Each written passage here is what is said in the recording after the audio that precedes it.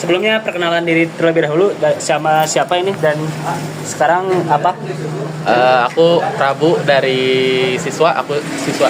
Oh, masih sekolah berarti ya? Betul, betul. Masih sekolah. Nih aku mau nanya, tanya-tanya lah perihal bully lah gitu ya. Betul, betul. Dimana bully ini kan sering terjadi dan marak gitu ya di sekolah gitu ya.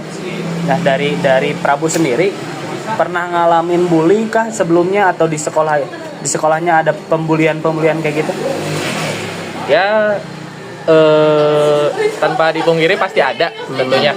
Entah itu aku jadi korban atau aku sebagai saksi melihat si korban bulinya dibully oleh si pelaku ya. Banyak sih pasti itu. Nah dari Prabu Mas saya lagi video Mas, jangan lewat Mas. Oh iya Mas, nggak apa-apa, nanti masukin aja. Nah dari Prabu sendiri mengalami nggak yang bully ini gitu, atau malah jadi pelaku ini? Enggak dong, enggak dong, pelaku. Enggak sih, saya mukanya korban. Korban ya, korban. Pernah jadi korban, pernah menjadi saksinya, pernah. Pelaku mah alhamdulillah enggak, dan jangan sampai, karena nggak enak rasanya dibully. Berarti pernah mengalami ya, betul, bully betul. Dan menyaksikan langsung ada betul. Yang pelakuan pembulian gitu ya di sekolah. Nah, betul. Kalau dari Prabu sendiri kan tadi pernah merasakan dampaknya gitu ya dari bully ini, pernah merasakan bully. Nah, apa dampak dari bully ini gitu dari Prabu sendiri gitu? Pastinya sempat ngedown, kayak pasti kan kena mental juga, karena ya siapa sih yang mau dibully gitu kan. Kayak misalnya hal-hal yang mungkin dianggapnya sepele, kayak diejek nama bapak lah, atau dari background keluarga dan sebagainya. Meskipun menurut si pelaku itu tuh adalah hal sepele, tapi kan balik lagi ya, kalau orang tuh menanggapinya beda-beda. Kadang ada yang menanggapinya sampai berlebihan, atau mungkin memang cara dia menanggapinya seperti itu sampai akhirnya si mentalnya pun kena gitu. Jadi kayak sangat bahaya.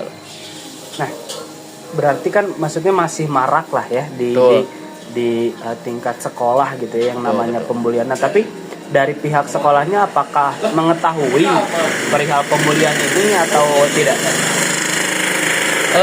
Untuk perihal mengetahui ya tentu pasti mengetahui ya, karena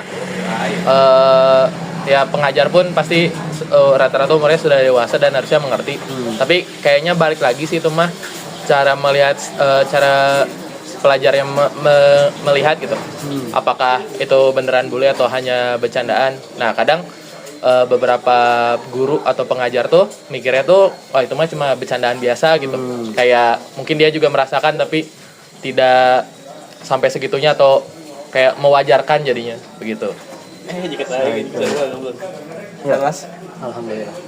Nah, berarti kita berarti dari pihak sekolah tidak ada solusi yang akurat gitu ya, maksudnya karena menganggap menyepelekan ya sudah, itu mah mungkin bercandaan ya, gitu ya. Mungkin bercandaan dari siswa-siswanya atau dan bercandaan ya sepele-sepele gitu ya, berarti mungkin tidak. Iya, karena mungkin waktu zaman mereka bully itu bukan hal yang lumrah mungkin, dan belum bisa disebut bully, jadi mereka mikirnya hanya bercandaan belaka, dan setelah menjadi pengajar atau guru akhirnya melihat itu hal biasa aja, karena mereka juga udah pernah ngalamin dan kayaknya mungkin tidak separah yang sekarang gitu.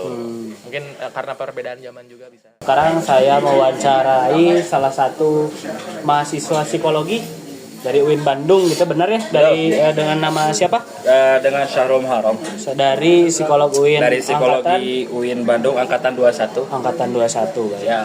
Nah, saya panggilnya Kakang aja ya. Oke, siap. Kang, saya mau nanya-nanya perihal bully mungkin ya, dari mungkin ada korelasinya, ada hubungannya dengan psikolog ya, dengan psikis dari mungkin korban lah ya, dari korban bully ini. Nah, dari psikolog sendiri atau dari ilmu psikolog lah ya, ilmu psikolog gitu ya, saya tidak mengetahui psikolog gimana.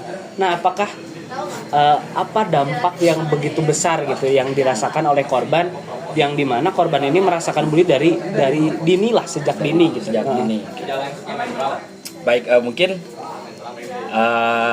pertama mungkin ya kasus bullying ini, case-nya ya, sedih kasus tentang bullying ini tuh menjadi topik hangat banget lah ya di kalangan psikologi, karena ini menjadi masalah bukan hanya di Indonesia, di banyak belahan dunia juga ini menjadi suatu masalah karena emang ini sangat berpengaruh terhadap psikis seseorang gitu ya.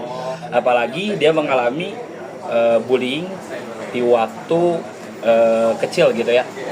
Bisa dibilang gimana ya maksudnya? Jadi tadi kan pertanyaan itu gimana? Dampaknya secara psikis. Iya.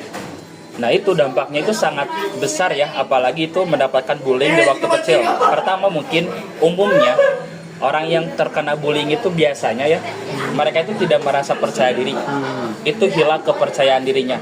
Karena balik lagi ketika dari waktu kecil, ketika banyak orang ngebullying itu kan merendahkan.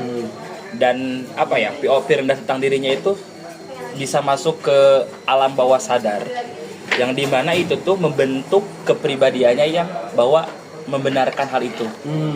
Secara tidak langsung respon dirinya itu, otaknya ataupun tubuhnya itu merespon bahwa oh iya aku tuh rendah.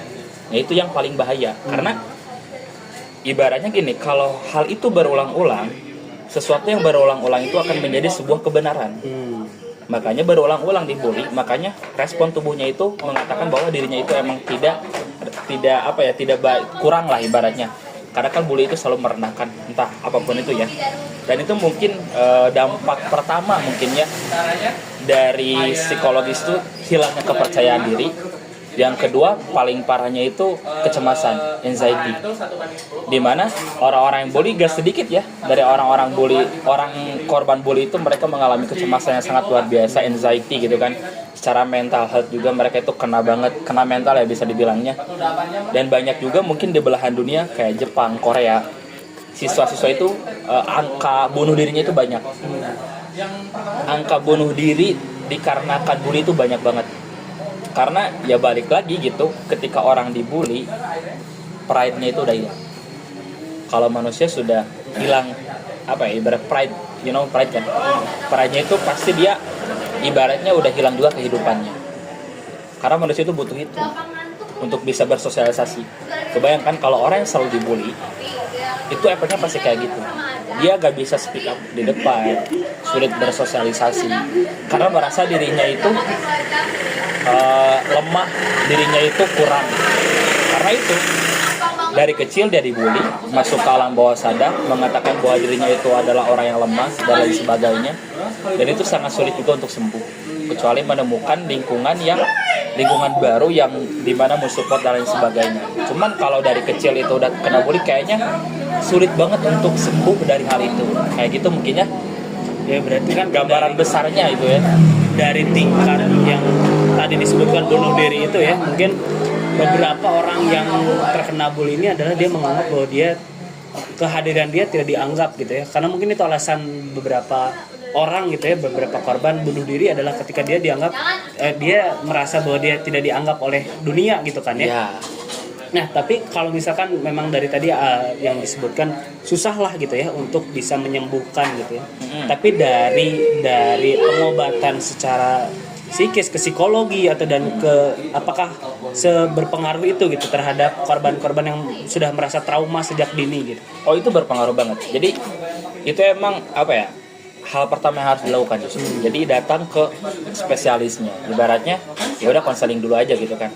Ketika orang mengalami ibaratnya kesehatan mentalnya terganggu, ya itu pasti harusnya datang ke orang yang ibaratnya spesialis dalam psikologinya, ngerti hal-hal tentang humanity gitu.